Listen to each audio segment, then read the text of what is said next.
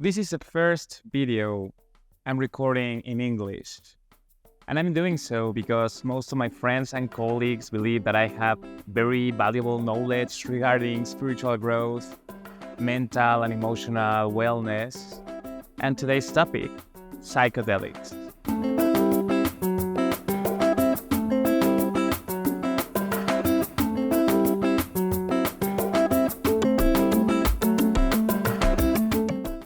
Welcome to my channel. My name is Ruben Legorreta. I'm from Mexico City and I'm a transpersonal psychotherapist and an industrial designer. I'm going to talk a bit about myself and how I got into researching psychedelics so you can understand better my posture regarding using psychedelics in therapy. Psychedelics have always been a thing here in Mexico due to cultural aspects of our country. But at one point during the pandemic, there were so many foreigners coming here, firstly for holiday, for vacation, just trying to escape the lockdowns. And they found out that here it was very easy to access ayahuasca, peyote, psilocybin in every corner of the country. You could have an ayahuasca ceremony happening just in 2 days or maybe that night. The same with shrooms, the same with bufo alvaris, which we call the sapo, the toes.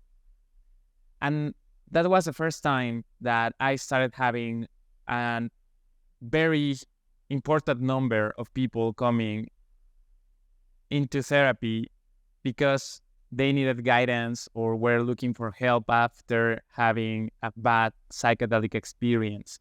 And it was not only a bad trip, but it was what happened during the ceremony. Maybe they had a very bad guide, or what happened after during the integration process if they had one, because most of them didn't have an integration process. During that time, me and some colleagues and some psychiatrists decided to begin doing research on psychedelics, on depression, anxiety, and post-traumatic disorder. Because we wanted to be like this group of people that were very vocal about psychedelics, about the risks, about the benefits, and that it all came from a very neutral perspective. Because most of the time what we were listening is that people have many psychedelic experiences because they found out about someone that suggested doing repeated ceremonies, and that ended up in a crisis. But during that time, we also started to notice that everything regarding psychedelics was just getting out of control. So we gathered, we started to do research with people that we knew, with even us in some circumstances. And that's what eventually led us to be like pioneers in psychedelics here in Mexico City. I'm not gonna be talking about every psychedelic because I think that deserves an independent video, but I'm gonna talk about just an overall view on psychedelics, especially if you are trying to look for them as a tool or as an aid for any mental disorder. This video is for you. It's not for the people that is trying just to try one psychedelic for fun or just to explore a different state of consciousness, which for me, it's okay. But you have to be clear on, this is what I'm doing. I'm not healing, I'm just having fun. And that's the first issue I found with all the people that was coming into therapy with me after psychedelic experiences. And that was that someone said, or they believed, that by just taking a substance, by just taking a plant, their overall process would be better, that their anxiety would be reduced, that their depression would be reduced, and every other symptom would just alleviate from taking a psychedelic. And while that happened at first, approximately 3 to 4 weeks after that, they were reporting to have an increased anxiety or increased depression. And that's because psychedelics behave different than most antidepressants do. Psychedelics are amplifiers of the consciousness, meaning that every little thing that it's kept inside of us, it's just amplified. It is expanded. And that allows us, you as a consultant and me as a therapist, to notice or to become aware easier of which patterns are you stuck into or what is holding you back. Because we have that, sorry if I stutter a bit. I have to think in Spanish, translate in English, and do it fluently and make it appear that I'm not nervous at all. But basically, what happens there is that as a therapist, with my consultant, we agreed on finding the pattern. And we worked to find that pattern before taking a ceremony or before taking a macrodose or even a microdose. But when you start taking psychedelics over and over and again, the only thing that is happening is that every single aspect of yourself is amplifying, including those that maybe shouldn't be amplifying. So imagine that maybe there's something that it's just blocked in your unconsciousness. And on one trip, this starts to leak. By the second time you have a ceremony, it's already pouring all over your consciousness. And by the third time you do it, you will be completely drowned in whatever was being held back by your subconscious. So most people were having this issue. Most people were overdoing ceremonies because, then again, someone said that the healing came from doing it repeatedly until you felt better. So you feel better during the first 2 to 3 weeks, and that's like a very accurate measurement because that is actually the time it takes for all your psyche to just get back into place. So you are still kind of floating during that period. But once you are completely down to reality and to your body, things start it's like a machinery that starts working again, but with new information. And this new information comes with some negative aspects or things that you didn't want it to see or things you don't want to process. And if you just keep adding information to this machinery, it will explode. And many people did explode. One of the few things that I would suggest if you are trying to find a psychedelic ceremony or therapy for overcoming anxiety, depression, or whatever mental disorder you've been diagnosed with is try to find someone that can allow you to understand what psychedelics will do, how they operate, and what is it that you are taking them for. If you can answer those questions correctly, then it's easier to say that you will have a good trip and a good integration process because your mind has set a goal, has set a point in which it will deliver all of its attention. It will be very focused on working towards that, and it won't let enough space to let more things open up. Because otherwise, it's just like adding more, I don't know if this is a good analogy, but I think it kind of is. It's like adding more lemon into baking soda and you're getting all this effervescence and all this foam forming. And instead of just allowing it to happen once, to watch what needs to be rewired, to be processed, to be worked, you are just letting that grow without any control. And I think that brings me to the second key point of the Psychedelic 101, and it's a good guide. If you're trying to find a good guide, there are 3 key points that will help you know if that's the right guide for you. The first one, how present is this person and how much he or she speaks in reality? As in, are they always talking about higher planes? Are they always talking about things that need to be worked on the astral spiritual plane, but discard the possibility or the idea of working in the real world. And I'm not saying these planes do not exist.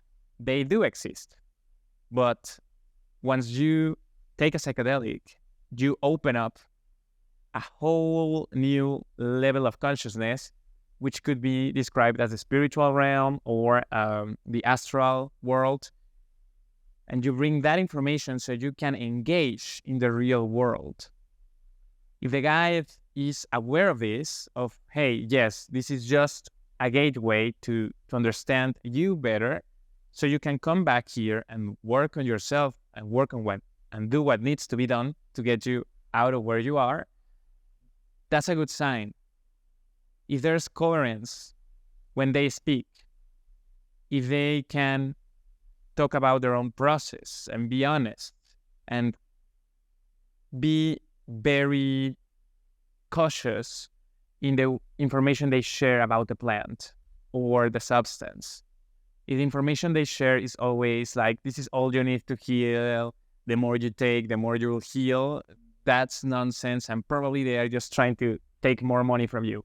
So don't fall for that, because as I've said, that will only make things worse on the long term. It's very important, if you are dealing with mental issues, that you are always guided and that you have all the information clear. You are going to take the psychedelic, and during the ceremony and after the ceremony, there's a lot of things that need to be done, to be achieved, so you can start seeing results. It's not as simple and it's not as quickly either. It takes some months of very determined work. And the third aspect for a good guide is references. Like if you have already heard of someone that has already said that this is a good guide, if you had someone sharing that contact to you and it's being referred, then probably it's a good sign.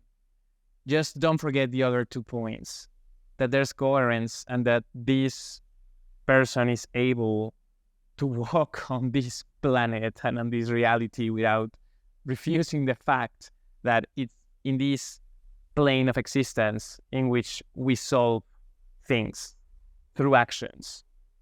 Of course, psychedelics are not harmful. They don't create any kind of addiction, and they are even less harmful than alcohol in some cases.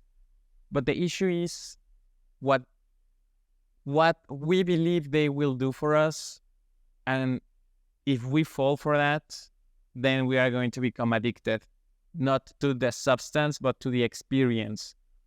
And that's another main issue, because one of the other aspects of the people that came into therapy during this time was that they were all avoidant, and they were using these substances just to keep avoiding working on what they had to do.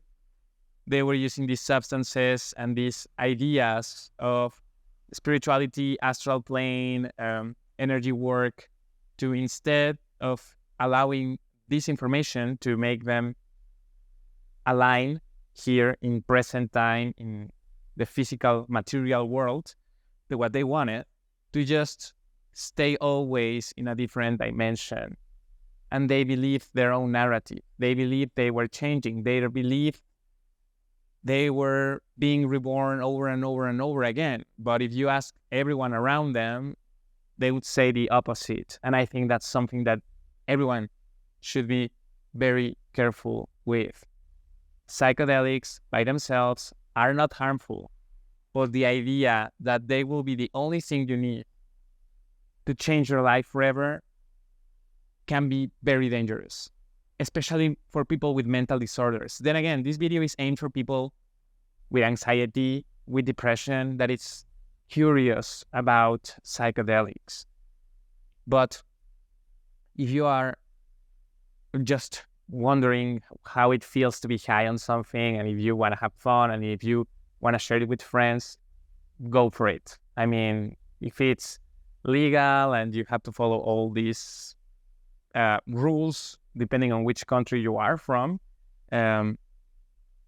But then again, I see there's no issue.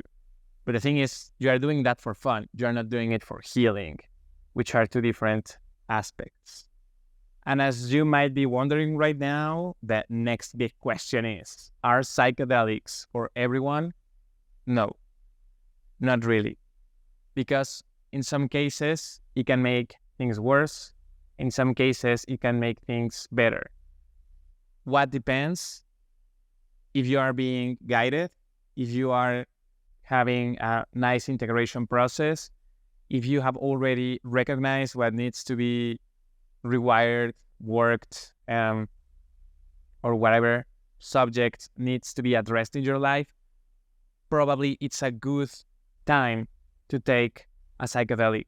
But if you are still lost, wondering what you should do next, what should I change in myself to start feeling better, it's better to start on traditional psychotherapy. And then, as you start feeling more secure on what needs to be done in your life, take the psychedelics. So what you do is, like, you give it an accelerator, right? Like, you go from 0 to 100 in 1 hour. And in that time, you have the time to set new rules in your mind, change that behavior, change that belief. But you are focused on what needs to be changed. So instead of just being like completely taken over by the experience, you are actually focusing and directing your attention and energy into your own process. That's the most important thing when it comes to psychedelics in psychotherapy. You need direction. And if you find someone that can help you out to gain enough awareness of what you need to address, go for it. It's probably the best thing that can ever happen to you. But you need that background. You need that work before. And clearly, if you come from a family with mental disorders such as schizophrenia, it's not a good idea to take psychedelics. I'm sorry to say this, but it's true. We don't know. It's always like tossing a coin. Is this going to happen? Is a psychotic break inbound in this person or not? We've seen cases of people with no history, no family history of any mental disorder having a psychotic break at one point. And there's nothing you can do there. I'm not going to talk about the procedures we have when this occurs, but it's a possibility.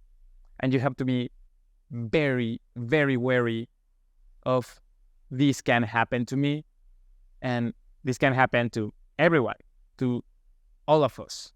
So it will depend on your mood. It will depend on how much have you been able to just settle down in yourself and allow your own process to be comfortable with your process, right? If you're using it just to avoid reality, probably this will happen. And I can't tell you how many people we had having issues after taking an ayahuasca ceremony, but then they felt bad again and they found someone that was giving them mushrooms, and then they felt bad again and then looked for someone that was giving bufo, and then they were having very, very hard times. They couldn't sleep. They were crying all the time. Their body was, and I know you'll say their body was processing finally what needed to be processed. Yes, it's true. And I agree completely on that. The issue is that doesn't last 2 days. These people were not sleeping well for more than 2 months, a month and a half. They were crying constantly every single day for 2 months. So, yes, it's the way the body is processing all this information, but at the same time, it was not meant to be this harsh. Don't think that by having more, you're going to heal more. That's not the way it goes. Actually, I would say you will heal what you have to heal in the time you have to heal it. Don't chase the heal. That's silly. You're constantly healing. Like every time you breathe, you gain consciousness you have an insight, that's healing also. You don't need this big scenario of fireworks and psychedelic figures to truly heal. Nor you don't need either all the drama and all the pain and to be constantly in this uncomfortable space of just not having a good time. Healing can be fun too. So maybe changing that point of view could be enough to get you into a better place instead of having to try a psychedelic for that. And I think that for an overall view on psychedelics, this might just be it. But I would love to know if you have any questions, any subject or any topic you would like me to talk about in the next video. I would love to listen also to your experiences, so you can write down here in the comment section, what do you think about psychedelics? What has been your experiences with psychedelics? What kind of guides have you met in this path? Then again, my name is Ruben Legorreta. I'm very happy to connect with you, and I'll see you next time.